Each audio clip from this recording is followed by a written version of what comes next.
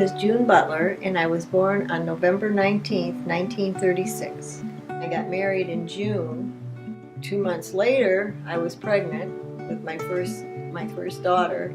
My husband was a mechanic, and he was a mechanic all his life. We were married for 34 years. Of course, we had our 3 children. My oldest is Lisa, my second is Cynthia, and my son is Doug. We lived down on Alameda in Detroit. We used to go up into northern Canada to Parry Sound, the Georgian Bay, on vacation with the kids, and it was on an island, and we used to have to take a boat. They were the nicest, cleanest cottages, all knotty pine, big stone fireplaces. The oven, the stove was wood. You had to build your fire from wood. Big screened-in porch, huge dock.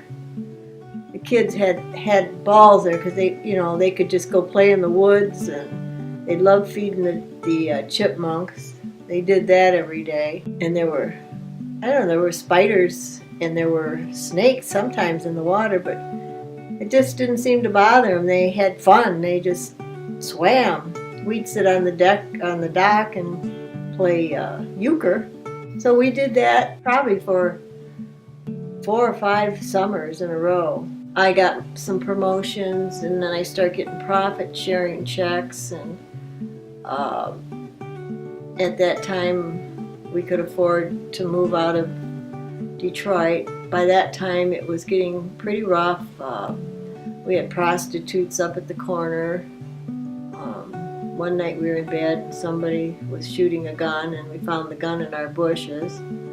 I knew the kids always thought that they'd never ever get out of there. And we lived there for about 18 years. And then so we moved to Ferndale, which we lived in until my first husband passed away, and he passed away from cancer. He passed away in 1989. And then my second husband, who I knew since 1970, worked where I worked, and in 1996 him and his wife got divorced, and we went out to eat 2 or 3 times, and then we just really kind of got along and had a good time together. Or you know what, then we got married in 2001, had 11 wonderful years, and he also passed away of cancer. First time I found out he was sick, well, we got married in 2001, and he was sick in 1998. First he had rectal cancer. He had colon and prostate cancer. Had a colostomy, a pacemaker put in, quadruple bypass, an artificial vein put in his one leg. He had peripheral artery disease, a stent put in his carotid artery on one side, and he never had any other signs of cancer until 2010. And then he had brain cancer and lung cancer. It was just before September when he got the tumor of the brain, and he was in and out of the hospital like every 2 weeks. Then he started having seizures. But by that time, I guess the cancers moved throughout his body because he had severe pains in his stomach. It scared me to death. I stayed positive because he was a very positive person. He would never let you know if anything ever bothered him. When they decided they couldn't do anything for him, they asked if he wanted to go in hospice, and he admired hospice totally, and he says yes. So the gal came in on a Friday, and then on Saturday she said, well, we'll move you up to the hospice floor, and we'll keep you here until Monday, until we get your pain medications all leveled out so that you can at least live a normal life when you get home, as far as talking and stuff. So I said, oh, that sounds good. I went home, right? She called the equipment service and had them come out that same day. They brought the bed, oxygen, they brought everything, and they had it all set up on Friday night. And then Sunday we went up there, and he was just in pure pain. Ashley, his daughter, and I sat there till about 6, and he came to once in a while, but he didn't want to eat. He said, "I'm not hungry." And we went home and got there the next day because we knew he was coming home, which was Christmas Eve, when Barb, my sister-in-law, passed. And I went up to see her at the hospital. She passed that night. Her feet were black. Toenails, the bottom of her feet. I said, "Oh my goodness, the circulation's so bad in her feet." Well, then when I went up to see my second husband, Mike, the day he passed, I just had to pull the covers back and just look at his feet, and his feet were getting black. It's just like, okay, I know it's coming.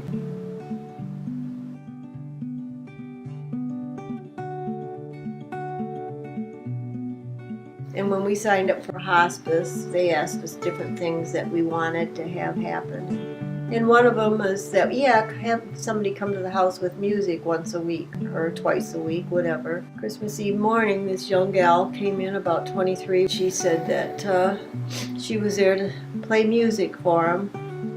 Well, just before that, a priest came in and gave him his last rites. And so then she came in, and my daughter and 3 grandchildren and his daughter and his ex-wife were all there by his bed.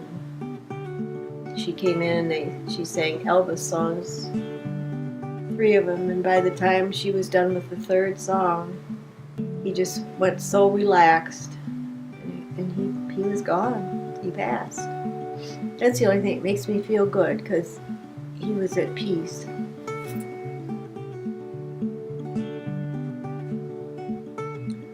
But that was all over.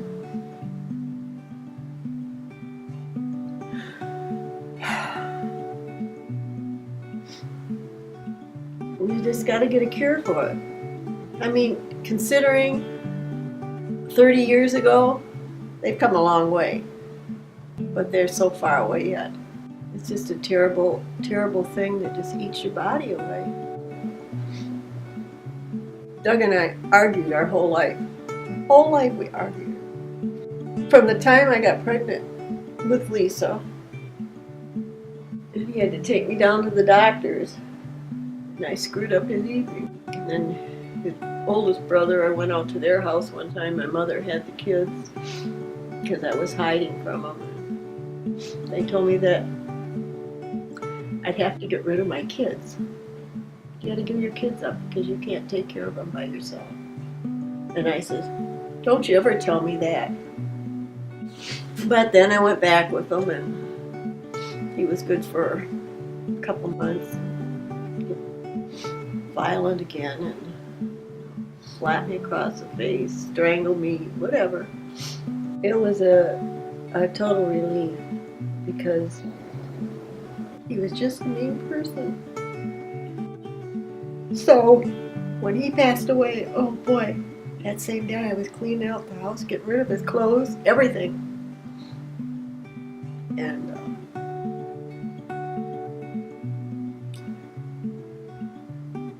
And then when Mike passed, oh, that was terrible. There's just no comparison. That was my best friend.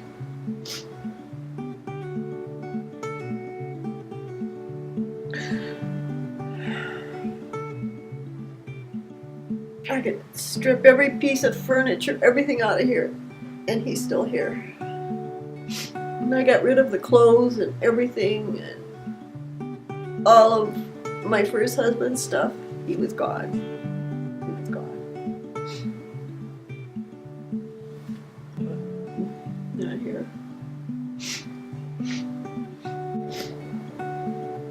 I could have 100 people around me, but it just doesn't do anything. It had to be 101 and the one be him. And I like to stay in the house. I like being in his house. My daughter Lisa keeps saying, Mom, come over and spend the night, but I just don't want to. I want to stay here. I told him I'd never stay if he left. I couldn't live there, but I can't leave. I have to think in my mind that life goes on, that I've got to keep going. I've always been that way. If anything has been bad, I try to pick the most positive thing out of it. But I think you get stronger. I don't know, it's just, I have to sit and think. And when I think that there's better things, I get stronger.